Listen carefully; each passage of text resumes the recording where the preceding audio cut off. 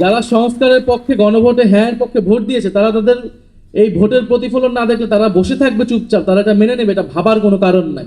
আমরা বলেছিলাম যে একটা উচ্চকক্ষ লাগবে। উচ্চকক্ষ কেন লাগবে? বাংলাদেশের যে সংবিধান, সেই সংবিধানকে চেক দেওয়ার জন্য। কারণ যে কোনো সরকার 2/3 মেজরিটি নিয়ে আসে এবং সংবিধানকে কাটাছাড়া করে নিজের মতো করে তারা সংশোধন করে নেয় প্রতিবার।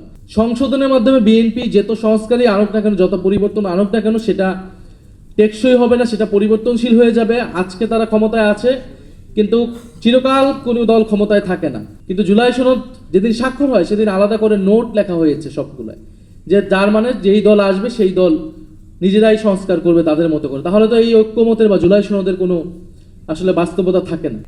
আওয়ামী লীগের যে আদর্শ, আওয়ামী লীগের যে রাজনীতি, সেই রাজনীতিকে পুনঃপ্রতিষ্ঠা করার বা বারবার ফিরে আসার একটা দরজা সবসময় খোলা রাখা হচ্ছে। এবং বিএনপি এবার বুঝে হোক না বুঝে হোক এই কাজটা করছে। যেই গণতান্ত্রিক রাষ্ট্র বিনির্মাণের জন্যই আমরা গত 16 বছর ধরে লড়াই করেছি।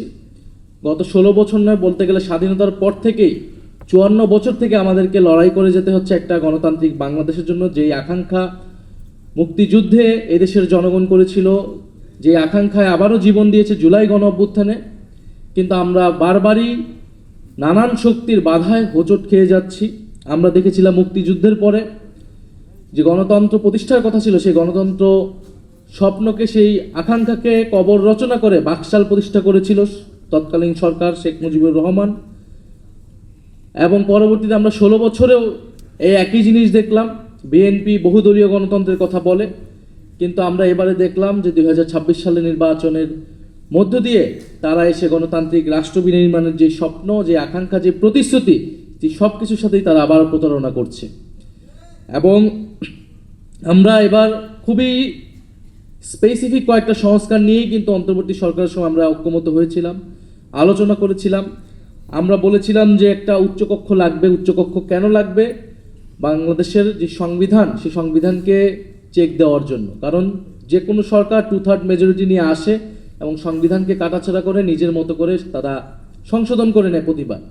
ফলে এখানে একটা উচ্চকক্ষের মূল দায়িত্বটাই হবে এখানে সংবিধানকে একটা চেক অ্যান্ড ব্যালেন্সের জায়গায় রাখা, যাতে নিম্নকক্ষে 2/3 মেজরিটি থাকলেও উচ্চকক্ষে যাতে একটা ব্যালেন্স থাকে, একটা ভারসাম্য থাকে, এবং সংবিধান পরিবর্তনের ক্ষেত্রে যাতে গণভোটের ব্যবস্থাও থাকে। এবং সে উচ্চকক্ষকে আমরা বলেছি ভোটের অনুপাতে করতে হবে, কারণ আসনের অনুপাতে করলে সে উচ্চকক্ষের আসলে কোনো গুরুত্ব নাই, সেটা কেবলই অলংকারিক হবে। আমরা সাংবিধানিক প্রতিষ্ঠানগুলোর যাতে দলীয় নিয়োগ না হয়, নির্বাহী বিভাগের অধীনে যাতে না থাকে, প্রধানমন্ত্রীর কর্তৃত্বে যাতে না থাকে, আমাদের নির্বাচন কমিশন যাতে নিরপেক্ষভাবে নিয়োগ হয়, আমাদের পিএসসি দুদক যাতে নিরপেক্ষভাবে নিয়োগ হয়, আমরা সেটার জন্য দাবি জানিয়েছিলাম, ঐক্যমত হয়েছিলাম। তত্ত্বাবধায়ক সরকার ব্যবস্থা, যেটার জন্য গত 16 বছর ধরে আন্দোলন হয়েছে এত, সেই তত্ত্বাবধায়ক সরকার যাতে প্রতিষ্ঠিত হয় নির্বাচনকালীন সময়, এবং সেটা যাতে নিরপেক্ষভাবে প্রতিষ্ঠিত হয়, সর্বদলের সম্মতিতে প্রতিষ্ঠিত হয়, এরকম একটা ব্যবস্থা। এবং সবচেয়ে গুরুত্বপূর্ণ বিচার বিভাগ পৃথকীকরণ। এই কয়েকটি মৌলিক সংস্কারের কথা আমরা বলেছি, যাতে বাংলাদেশের গণতান্ত্রিক এই কয়টা হলেই যে গণতান্ত্রিক রাষ্ট্র প্রতিষ্ঠা হবে এরকমটা না।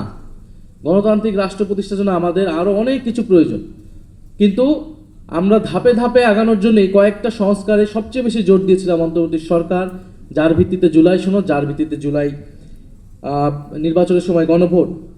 এবং আমরা এগুলো বলেছিলাম যে এই সংস্কারগুলো করতে হবে সাংবিধানিক সংস্কার পরিষদের মাধ্যমে। সংশোধনের মাধ্যমে বিএনপি যত সংস্কারই আনুক না কেন, যত পরিবর্তন আনুক না কেন, সেটা টেকসই হবে না, সেটা পরিবর্তনশীল হয়ে যাবে। আজকে তারা ক্ষমতায় আছে, কিন্তু চিরকাল কোনো দল ক্ষমতায় থাকে না। এবং আমি এটা পার্লামেন্টে বলেছি, জিয়াউর রহমান সেই ঐতিহাসিক ভুল করেছিল। বিএনপি তার মূলনীতিও যদি পরিবর্তন করতে চায়, সেটাও যদি সে সাংবিধানিক সংস্কার পরিষদ ছাড়া করে, সেই সংশোধনী কিন্তু যে কেউ এসে বাতিল করতে পারবে, আদালত যে কোনো সময় তাকে বাতিল করে দিতে পারবে। ফলে এইখানে আসলে 72-এর সংবিধানের এই যে ধারাবাহিকতার নামে এখানে আওয়ামী লীগের যে আদর্শ, আওয়ামী লীগের যে রাজনীতি, সেই রাজনীতিকে পুনঃপ্রতিষ্ঠা করার বা বারবার ফিরে আসার একটা দরজা সবসময় খোলা রাখা হচ্ছে। এবং বিএনপি এবার বুঝে হোক না বুঝে হোক এই কাজটা করছে। ফলে এই কারণে আমরা বলেছি যে যে কোনো একটা টেকসই সংস্কার, একটা নতুন যাত্রা করার জন্য আমাদের সাংবিধানিক সংস্কার পরিষদ লাগবে।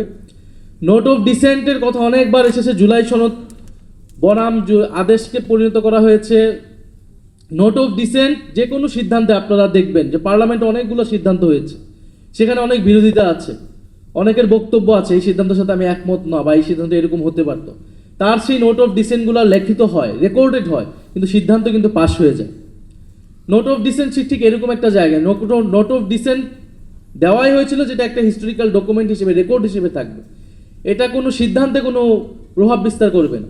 কিন্তু জুলাই সনদ যেদিন স্বাক্ষর হয় সেদিন আলাদা করে নোট লেখা হয়েছে সবগুলায়, যে যার মানে যেই দল আসবে সেই দল নিজেরাই সংস্কার করবে তাদের মতো করে। তাহলে তো এই ঐক্যমতের বা জুলাই সনদের কোনো আসলে বাস্তবতা থাকে না, প্রাসঙ্গিকতা থাকে না। সেই জায়গা থেকেই জুলাই আদেশ দেওয়া হয়, যে সেই জায়গা থেকে গণভোট দেওয়া হয়, এবং গণভোটের মাধ্যমে কিন্তু জুলাই আদেশ জনগণের সম্মতি পেয়েছে। কারণ এই গণভোটেই জনগণ জুলাই আদেশ মানে কি মানে না সে কথা স্পষ্টভাবে বলা হয়েছে।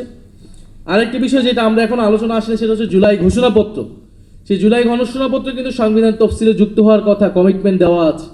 সেই বিষয়ে আমরা সরকারকে এখনো কথা বলতে শুনিনি। সর্বোপরি আমি কথা বাড়াবো না, একটা কথা বলেই শেষ করব, যে গণতান্ত্রিক রাষ্ট্র বিনির্মাণের লড়াই যদি বারবার হোঁচট খায়, তাহলে মানুষকে বারবার আবার রাজপথে নামতে হবে, আবার আন্দোলন সংগ্রামে যেতে হবে, যেটা আমরা চাই না। আমরা চাই দেশের স্থিতিশীলতার স্বার্থেই এই গণতান্ত্রিক সংস্কারগুলো করে আমরা সামনের দিকে আগাতে চাই। আমার সাথে গতকাল একজনের দেখা হয়েছে, যিনি বলেছেন যে তিনি কখনোই ভোট দেন নাই বা ভোট দেওয়ার সুযোগ সে পান নাই। তিনি ঢাকায় থাকেন, কিন্তু তার ভোট হচ্ছে বা তিনি ভোটার হয়েছেন চট্টগ্রামে, কারণ একসময় তিনি চট্টগ্রামে থাকতেন। তো কখনো ভোট দেওয়া হবে বা ভোট দেওয়ার আগ্রহ হয়নি দেখে সেই ভোটার তিনি কখনো ঢাকায় চেঞ্জ করেননি। কিন্তু এবার তিনি ভোটের দিন রাতের বেলা চট্টগ্রামে নিজে ড্রাইভ করে গিয়ে ভোট দিয়েছেন, শুধু গণভোটের জন্য, হ্যাঁ ভোট দেওয়ার জন্য তিনি এত দূর গিয়েছেন। তো উনি বলেছেন যদি আমি এত দূর যেতে পারি, যে মানুষ আমি জীবনে কোনো দিন ভোট দিই নাই, ভোট দেওয়ার আগ্রহ নেই, এবার আমি গণভোটে হ্যাঁ ভোট দিয়েছি, আমি যদি চট্টগ্রামে যেতে পারি আপনারা ডাকলে আমরা সংসদে যেয়ে উপস্থিত হতে পারবো। ফলে এত লাখ লাখ মানুষ যারা সংস্কারের পক্ষে, গণভোটে হ্যাঁ পক্ষে ভোট দিয়েছে, তারা তাদের এই ভোটের প্রতিফলন না দেখলে তারা বসে থাকবে চুপচাপ, তারা এটা মেনে নেবে, এটা ভাবার কোনো কারণ নাই। ফলে সঠিক সময় দিনের অপেক্ষায় আছে জনগণ। সেই দিনের আগেই যদি সরকার বুঝতে পারে প্রথম অধিবেশনকে সরকার ব্যর্থ করেছে, যে অধিবেশনে আমাদের আলোচনা করার কথা ছিল কিভাবে আমরা এগুলো বাস্তবায়ন করব, অধ্যাদেশ বাস্তবায়ন করব, সেগুলোকে সবকিছুকে বাদ দিয়ে সরকার তার মতো করে সংসদকে পরিচালিত করেছে। এটা যদি অব্যাহত থাকে তাহলে রাজপথ, জনগণের আন্দোলনই কিন্তু একমাত্র আমাদের রাস্তা হয়ে দাঁড়াবে।